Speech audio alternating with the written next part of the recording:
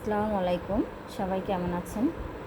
আজকে আমি নুডলস রান্না করব, সেটা আমি আপনাদের সাথে শেয়ার করব।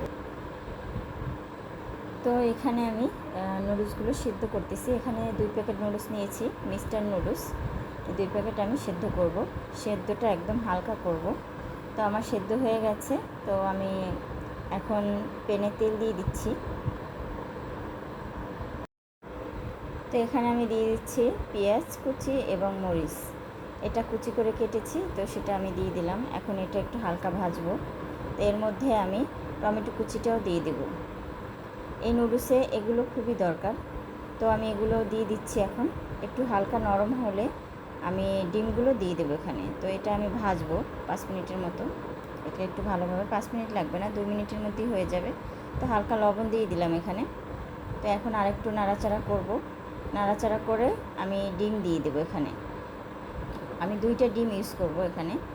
তো এই নুডলসটা আমি এখানে আলু ব্যবহার করব। তো যারা আলু দিয়ে আর কি খেতে চান, তাহলে তাদের কাছে ভালো লাগবে। তো আমি এখানে 2টা ডিম দিয়ে দিচ্ছি। ডিম দুটো দিয়ে আমি ভালোভাবে এটাকে একদম ভাজবো। তো আমি ভালোভাবে এটা ভাজবো। তো এর মধ্যে আমি সামান্য মশলা দিয়ে দিলাম এখানে। এটা নুডলসের মশলা, এটা আমি অর্ধেক পরিমাণ এখানে দিয়ে দিচ্ছি ডিমের মধ্যে। এখন ভালোভাবে এটা ভাজবো আমি। একদম অনেক সুন্দর করে ভাজতে হবে।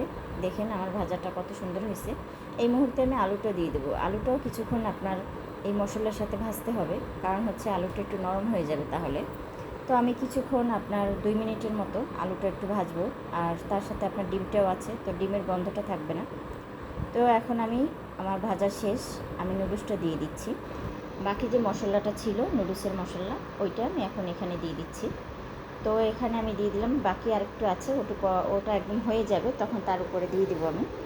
জাস্ট এখন আমি এটা ভালোভাবে মিশিয়ে দেবো। তো মিশিয়ে আমি 2 মিনিটের মতো ভাজবো। আমার নুডলসটা প্রায় হয়ে গেছে।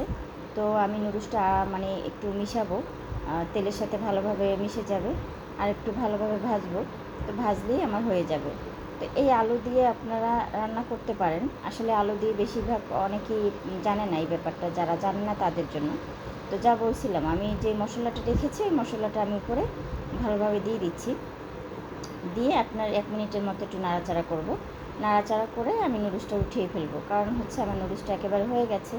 তো লাস্ট আমি শুধুমাত্র বাকি ওই মশলাটা ছিল ওটা দিয়ে আমি এখন এটা উঠিয়েই ফেলবো। তো যারা আলু দিয়ে পছন্দ করেন তারা খেতে পারে, এইভাবে রান্না করে খেতে পারেন। আমার নুডলসটা একেবারে হয়ে গেছে। তো দেখেন কত সুন্দর হয়েছে নুডলসটা। আলু দিয়ে রান্না করেছি, এটা বাচ্চাদের জন্য, অনেক বাচ্চারা ফেভারিট, পছন্দ করে।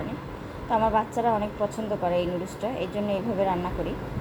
তো আল্লাহ হাফেজ, সবাই ভালো থাকবেন আর আমার জন্য দোয়া করবেন। আমিও আপনাদের জন্য দোয়া করি, আপনারা যেন সবাই ভালো থাকেন। আল্লাহ হাফেজ।